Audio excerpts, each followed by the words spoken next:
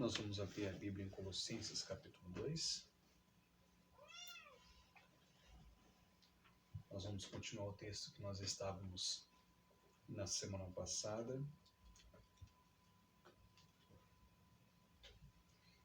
Paulo está advertindo aos colossenses acerca das falsas doutrinas, como foi dito semana passada, o gnosticismo que estava muito forte na igreja de Colosso e algumas outras igrejas também, né? Além do gnosticismo, nós encontramos no capítulo 2 também um judaísmo muito forte na igreja de Colossos. E não é diferente dos dias atuais, né? Nós encontramos hoje na igreja evangélica brasileira, não só brasileira, mas também mundial, nós vemos um judaísmo muito forte enraizado na igreja evangélica.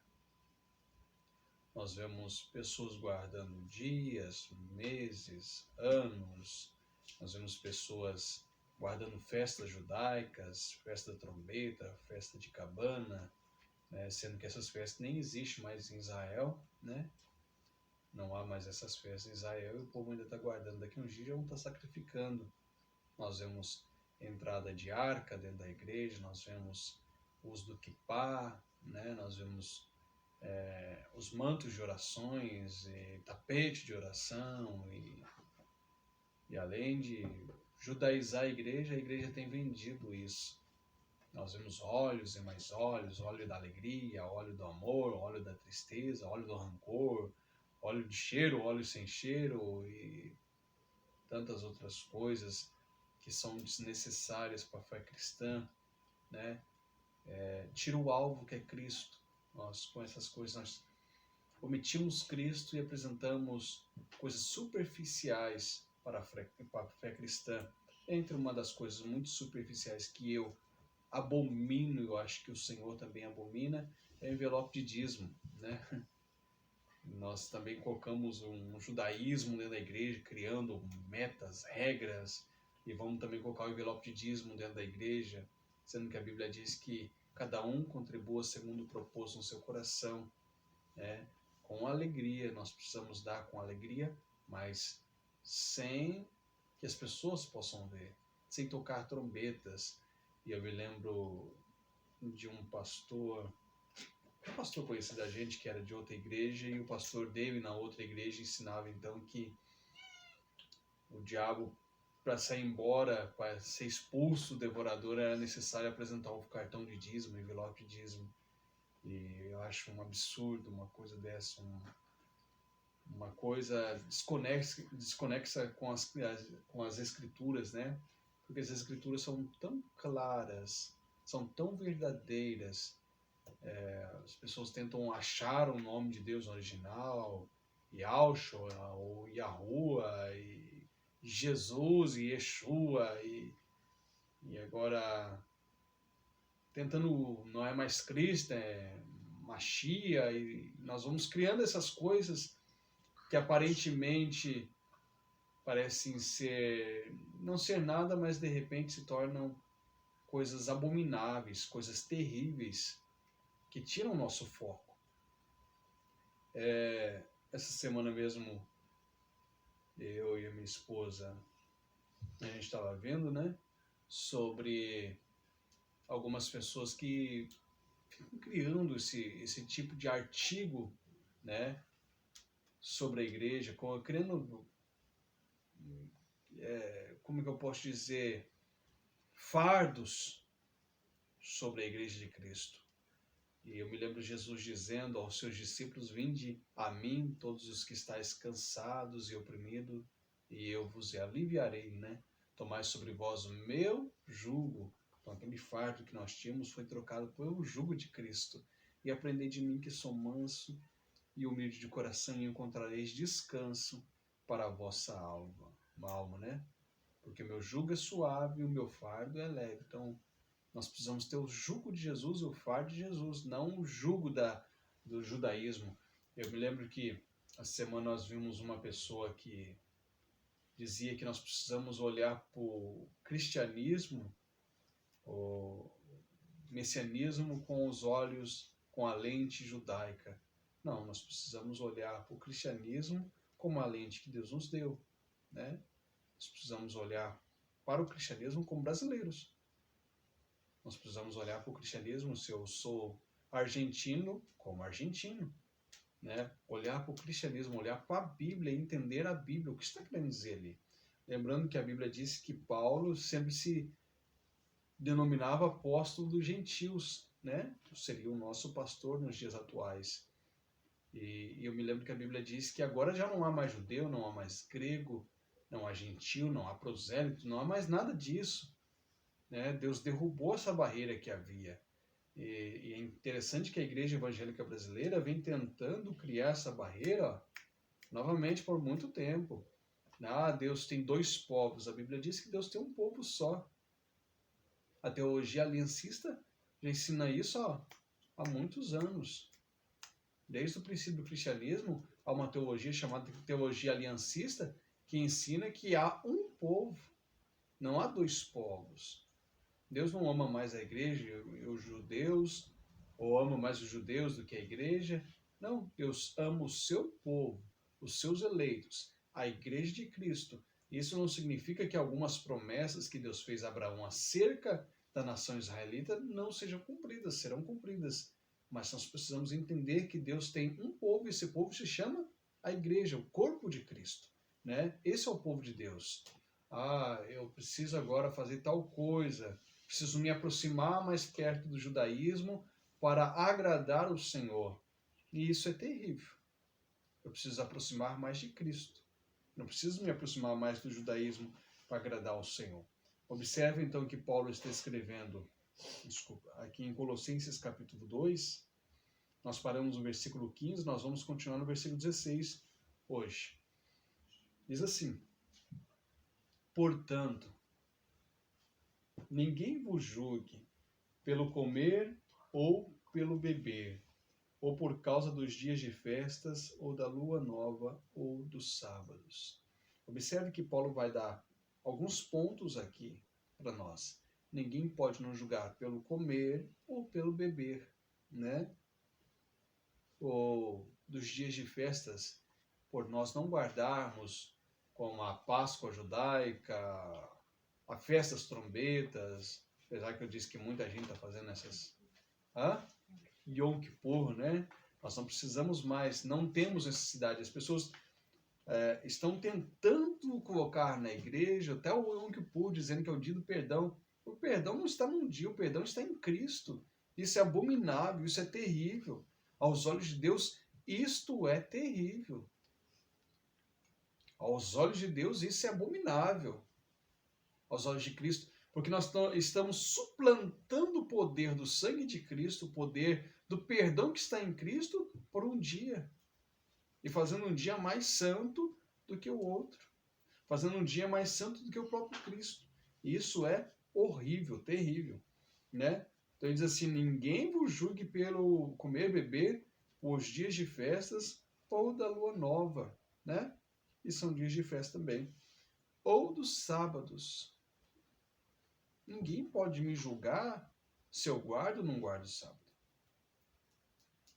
Ninguém pode me julgar por causa disso. Quando Paulo vai escrever aos Romanos, ele diz assim, no capítulo 14 de Romanos,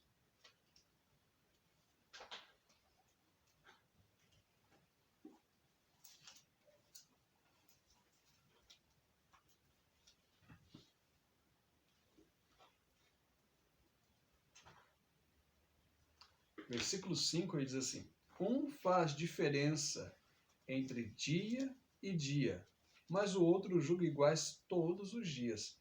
Cada um esteja inteiramente seguro em seu próprio ânimo. Observe que Paulo está dizendo, olha, os judeus fazem diferença de dia e dia. Para eles, sábado é o dia mais sagrado. Aí ele diz assim, mas o outro julga iguais todos os dias. Os gentios, para nós gentios, todos os dias são iguais, todos os dias são santos. Cada um esteja inteiramente seguro em seu próprio ânimo. Então nós temos essa segurança. Não que guardamos um dia e que esse dia seja mais santo. Se fôssemos então, deixa eu falar algo aqui, Se fôssemos para nós guardarmos um dia, então, seria correto, então, nós guardarmos o dia de domingo, né?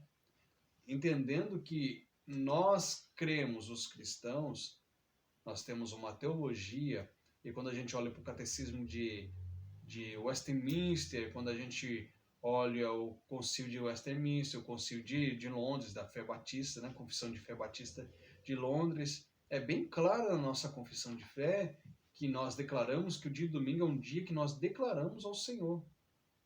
Vamos dar um exemplo. Eu até separei aqui algo muito interessante. Lá na Ucrânia e também na Rússia, eles não chamam o dia como a gente aqui, sábado, domingo, né? Lá o Novo Testamento para eles lá, né? Foi traduzido em Apocalipse 1:10. Leia pra gente.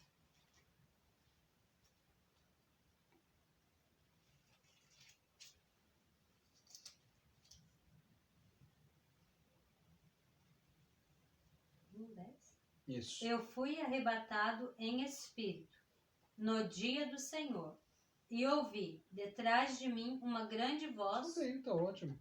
Observe que ele diz assim: eu fui arrebatado em espírito no dia do Senhor. Ali, dia do Senhor está no original ali grego, Kyriake Hemera, né? Que vertido para o latim fica Dominique dia, o dia de domingo, né? É a mesma tradução, a mesma coisa. Kyriake Hemera. Alguns documentos da igreja primitiva, né, dizem que, ou quando a gente olha para Atos mesmo, a gente observa que os discípulos já guardavam o primeiro dia da semana, né, como um dia santo, um dia de comungar entre os irmãos, um dia de se reunir com os irmãos. É interessante notar que lá na Ucrânia, o dia de domingo é chamado de dia da ressurreição, né? Diem Voskresy, o dia da ressurreição. Na Rússia, da mesma forma, né? Na Rússia também é chamado de dia da ressurreição e na segunda-feira é chamado segundo dia depois da ressurreição. Terça-feira, terceiro dia depois da ressurreição. Quarta-feira, quarto dia. Sábado, o sétimo dia depois da ressurreição. A Rússia tem esse costume. Então observe que os discípulos desde o passado vêm guardando o domingo. Quando a gente olha a confissão de fé batista, deixa eu achar para vocês aqui. Eu tenho no meu celular a confissão de fé batista, o catecismo de Westminster. O dia que o Senhor fez, publicado por Instituto Cristão de Pesquisa. Mas eu estou falando hoje aqui. Vamos aqui, confissão de fé batista de 1689. Deixa eu achar para vocês aqui. Meu Deus, cadê? É tão grande a confissão de fé aqui que eu não estou conseguindo achar. O decreto, a providência, a adoração, o lei, magistrado, matrimônio, a comunhão, batismo. Agora que eu achei isso aí. Eu vou até achar de novo. Aqui. Então, no artigo 22, né, o capítulo 22, nós temos o dia, o cerca da oração, né, a adoração a Deus. Deixa eu achar aqui. É muito grande.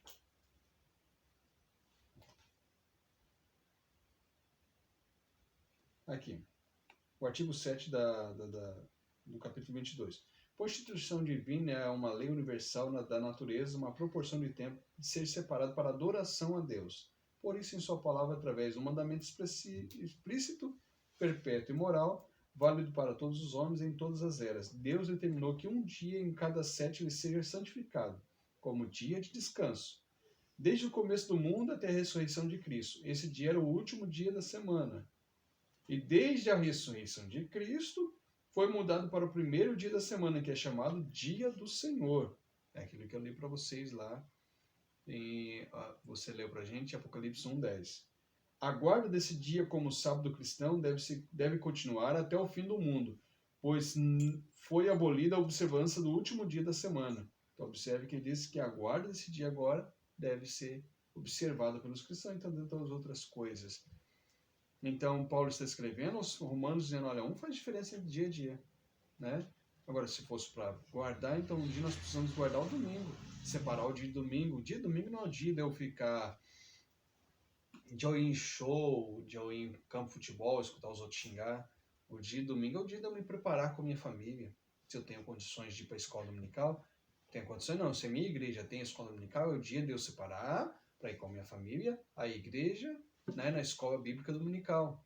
Volto para casa, almoço com a minha família, me preparo à tarde para que eu possa cultuar o Senhor à noite, como eu costumo no Brasil, ou se o culto é de manhã, né, eu me preparo a parte da manhã para cultuar ao meu Deus naquela manhã.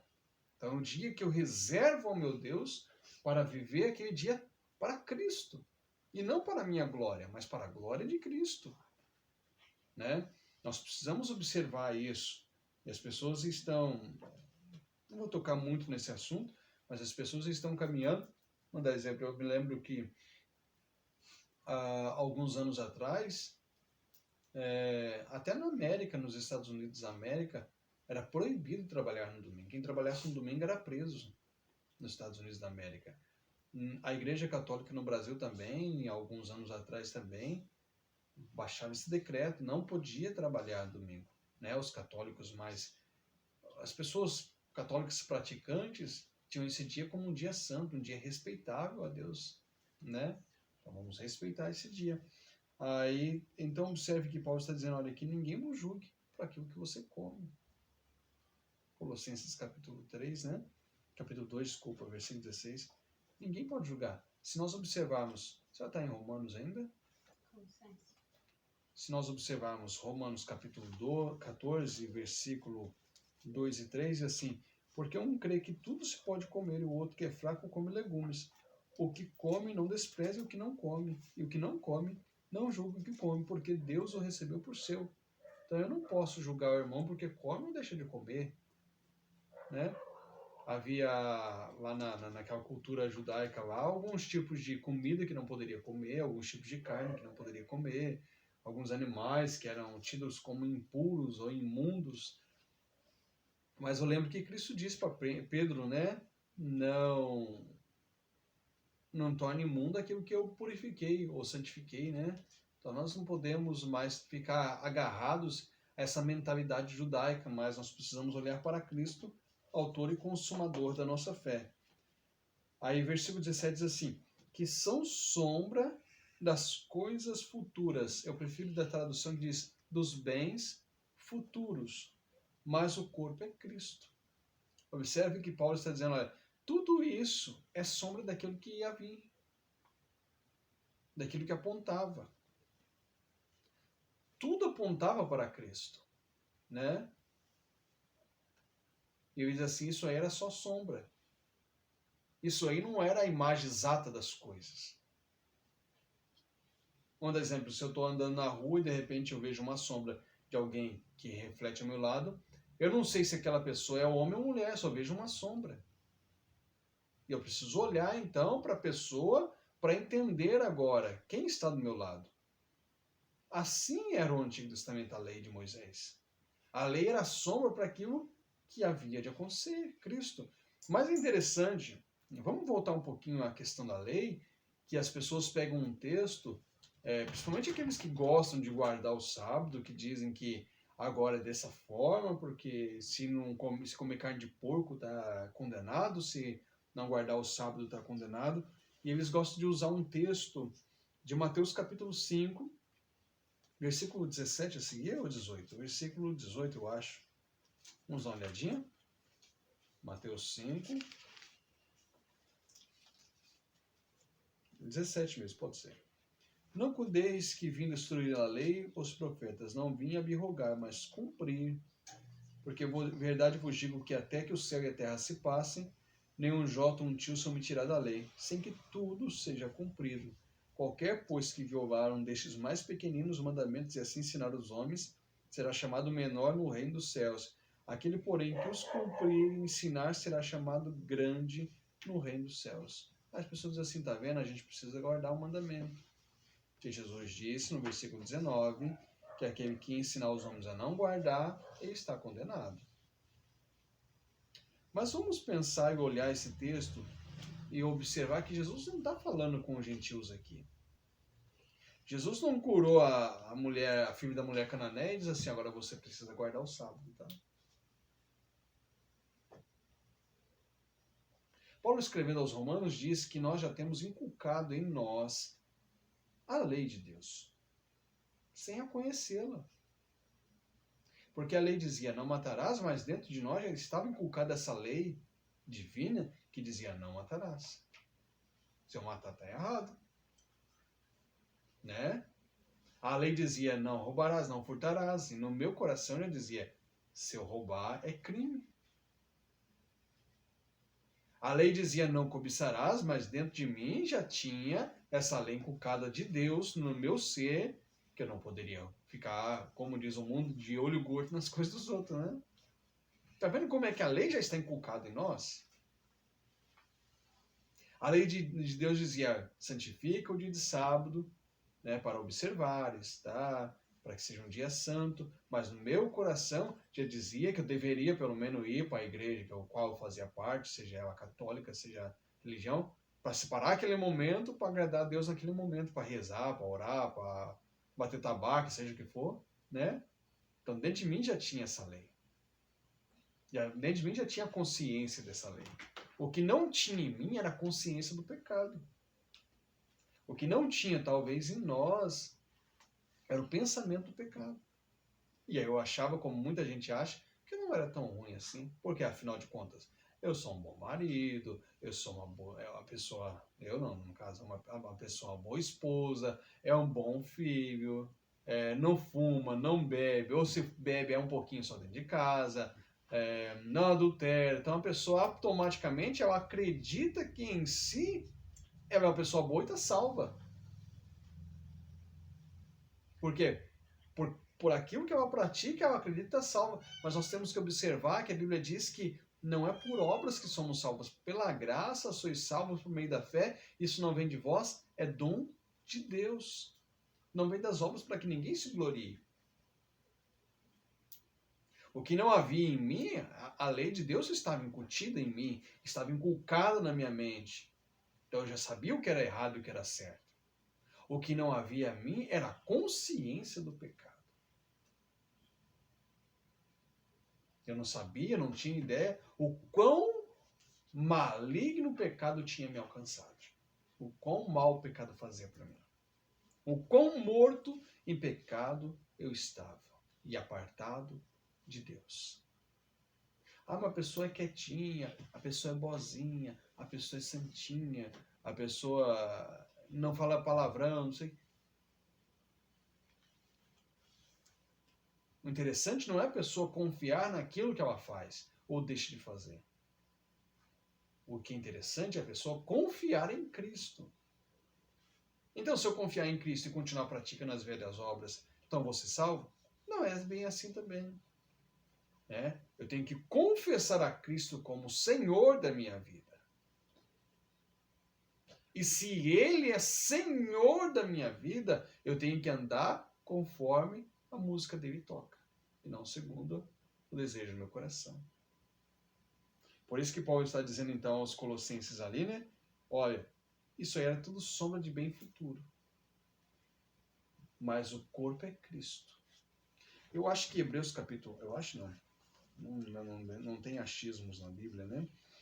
Hebreus capítulo 10, versículo 1 diz assim, porque... Eu vou esperar vocês abrirem. Hebreus 10. Porque tendo a lei a sombra dos bens futuros, aí novamente o mesmo assunto, e não imagem exata das coisas. Tá vendo que lá dizia que tudo isso, guarda de sábado, a lua nova, isso, aquilo era sombra daquilo que ia vir, que era Cristo, né? O corpo é Cristo, né? Diz assim, porque tendo a lei a sombra dos bens futuros e não a imagem exata das coisas. É bem claro as Escrituras. Paulo escrevendo aos Romanos dizendo assim, ele deixa bem claro, Certamente que pela lei ninguém será salvo. Ninguém é salvo pela lei, né?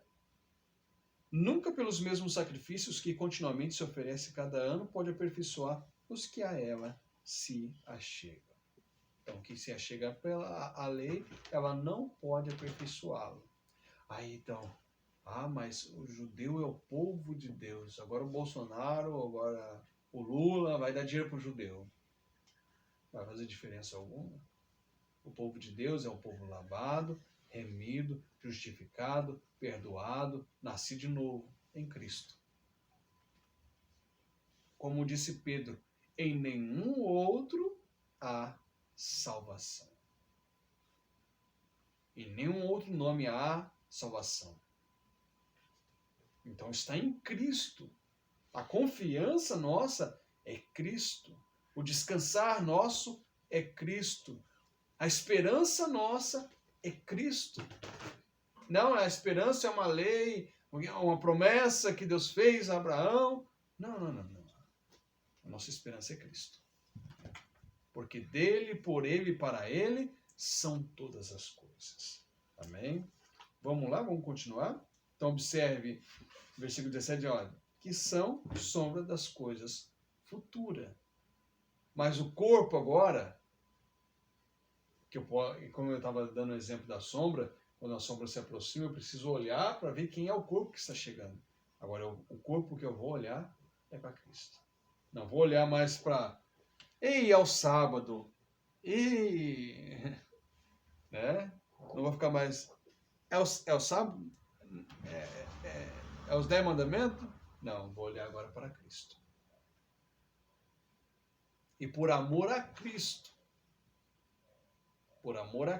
agora, eu não vou adulterar, eu não vou fornicar, eu não vou me prostituir, eu não vou roubar, eu vou guardar um dia para santificar o seu nome. Não é o dia que é santo, é Cristo que é santo. E por ele ser santo, eu vou guardar esse dia para santificá-lo. Olha que coisa extraordinária. Não é Cristo agora, não é o sábado que é santo, é Cristo que é santo. E por ele ser santo, eu vou guardar um dia para adorá-lo. Vou separar aquele dia eu não vou trabalhar, aquele dia eu não vou fazer, aquele dia eu não vou agir, eu vou glorificar o nome de Cristo. Amém? Versículo 18. Ninguém vos domine a seu bel prazer, com pretexto de humildade e culto de anjos, colocando em coisas que não ouviu, estando de balde inchado na sua carnal compreensão. Vamos voltar de novo, ponto por ponto. Então ele diz assim, ninguém vos domine a seu bel prazer. Ninguém pode dominá-los. Ou outra tradução diz amarrar-nos, né? Com pretexto de humildade. Irmã, agora a irmã, para ser santa, a irmã não pode cortar o cabelo. A irmã, para ser santa, agora não pode mais rapar a perna.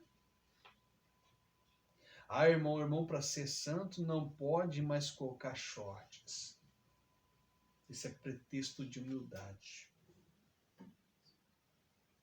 Isso é terrível, isso é pretexto de humildade.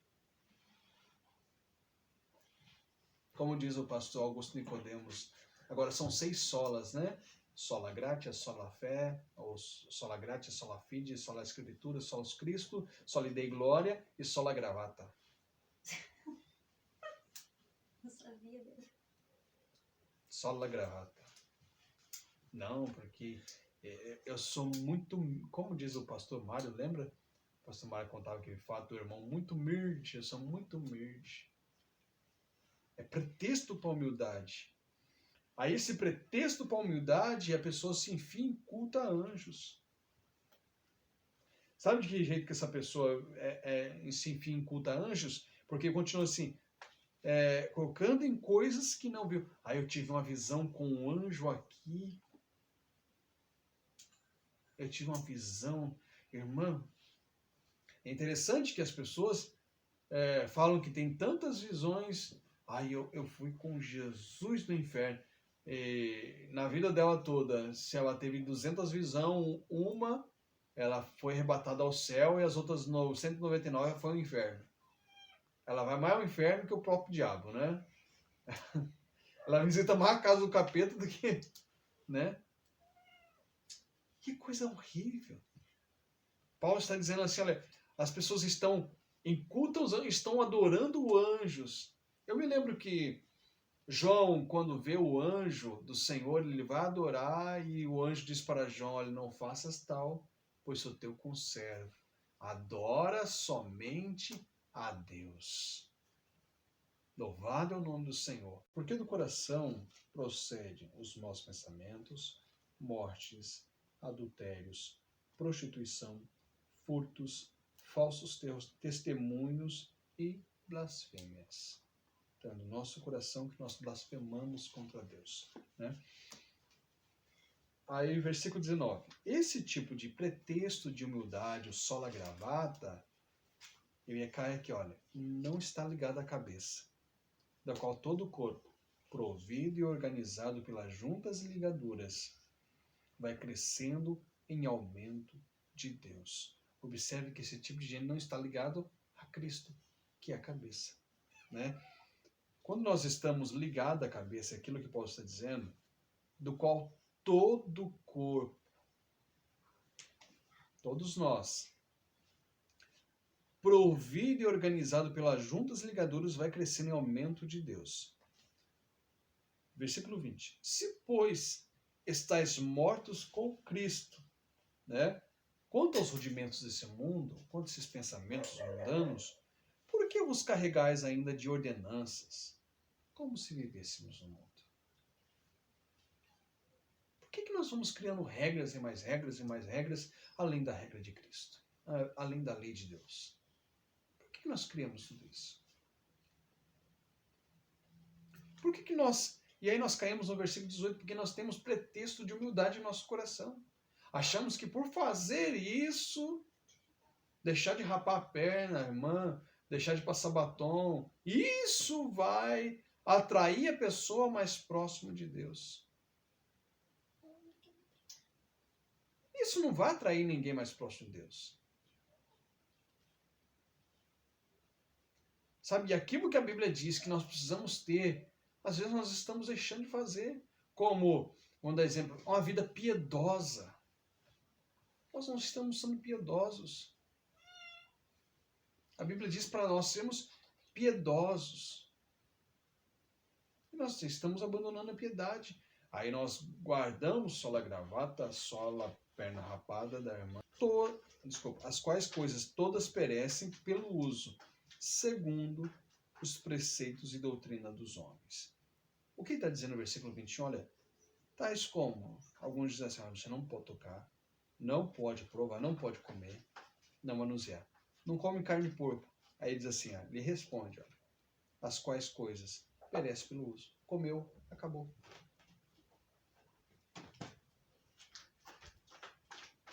Não pode, irmão, comer carne de porco. Comeu, acabou. E aconteceu alguma coisa?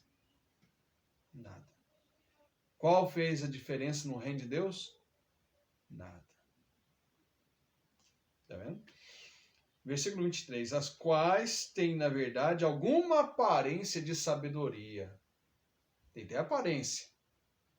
Em devoção voluntária, humildade, em disciplina do corpo, mas são de valor algum, senão para a satisfação da carne.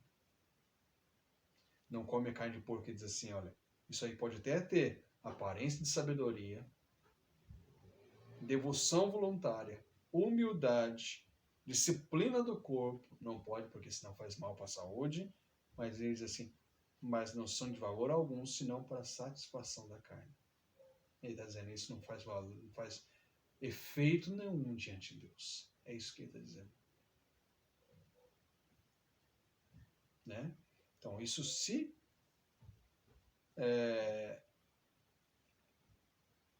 perece com o uso. Comeu, acabou. Irmão, não pode tomar Coca-Cola, porque Coca-Cola, quando vira ao contrário, o papel fica alô diabo e vira o chifre do diabo. Tomei. Aconteceu? pereceu, acabou. Irmão não pode comer tal comida. É claro que a gente está falando de coisas legais, que a Bíblia nos dá direito de comer. Não estou dizendo beber, o cara encher a cara de bebida, fumar maconha, fumei, pronto, acabou. Isso é contra as Escrituras. Não, eu estou falando de coisas legais. Coisas que a Bíblia me permite. Vou dar exemplo, o caso de um querido senhor aí que disse que ele estava pregando e falou que quem tomar café vai para o inferno, perdeu a salvação. Tomei. A ciência diz que faz bem para minha mente porque ela ativa a minha mente. Acabou. O que aconteceu? Pereceu, acabou o café. Por causa do quê? Versículo 22. Pelo uso. Né? Eu usei, tomei. E agora? Vai ter que fazer outro? Só isso. Mais nada. Sabe, as pessoas vão se carregando de coisas, se privando das bênçãos que o Senhor faz para os fiéis, como diz a Bíblia. Deixa eu dar uma olhadinha no horário aqui. Mas se privando das bênçãos que Deus fez para os fiéis, para que nós possamos desfrutar dessas bênçãos, com pretexto de humildade, com pretexto de santidade, de santificação. E Paulo já advertia Timóteo dizendo que nos últimos dias alguns homens iam até impedir o casamento. Capítulo 7 de 1 Coríntios, Paulo também vai escrevendo aos irmãos, que história é essa que eu estou ouvindo aí? Dentro da igreja de Corinto. Não é mais agora para deitar com a esposa, porque agora é um tempo de jejum, porque Jesus... Não, vocês estão errados. Se comungue aí, se une o marido com a esposa aí, e não deve separar por muito tempo. Não deve ficar muito separado, para que o diabo não vos tente. Pela vossa inconstância. São coisas que perecem, gente. A gente vai criando e vai ponhando barreira e vai jogando. Sabe o que é interessante? Acho que não havia necessidade de falar nisso, mas vamos tocar um pouquinho nesse assunto. O diabo tentou Eva e Adão e derrubou Eva e Adão dentro de casa. Não foi na casa do vizinho, foi dentro de casa. O lugar que Deus deu para eles. De onde que Deus deu? No Jardim do Éden. E o diabo derrubou eles dentro de onde? Dentro de casa. E quantos casamentos estão ficando derrubados dentro de casa? Cadê o marido que era para ter guardado a esposa naquele momento? Cadê o marido? Cadê a mulher sábia que escuta a serpente e de vez de chamar o marido para proteger ou não? Fica dando uma ouvidinha, conversinha fiada ainda. E é o que está acontecendo. Aí, vou dar um exemplo. Os casamentos atuais. O marido chega do serviço o resto da noite, como eu escuto de vez em quando. Eu fiquei até 2 horas da manhã jogando videogame. E a mulher está dando conversinha para a serpente no celular.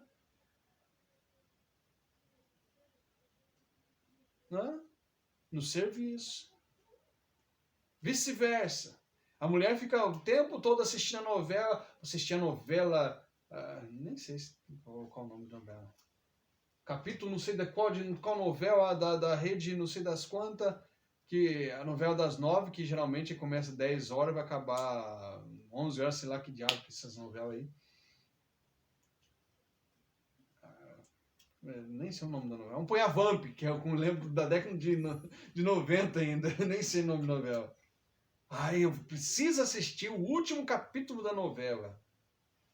E o marido dando ouvido à serpente no celular. E os casamentos estão sendo destruídos dentro de casa, dentro da família. O pastor Paul Washer diz que toda vez que ele viaja e ele senta ou está lendo algum livro, alguma coisa, alguém senta do lado dele, no meio da viagem pergunta para ele: o que o senhor faz? Que a pessoa quer saber, tá um homem engravatado lá dela com um livro lendo, o que o senhor faz? E ele me diz que toda vez que alguém pergunta, ele diz assim: eu sou marido. Tá. Fora isso, o que o senhor faz na vida? Sou pai. Não, tudo bem, senhor pai, marido, mas fora isso, o que o senhor é? Aí, nas horas vagas, eu sou pregador da palavra. Mas antes de ser pregador da palavra, preciso ser marido e ser pai. Eu preciso fazer não o que Adão fez.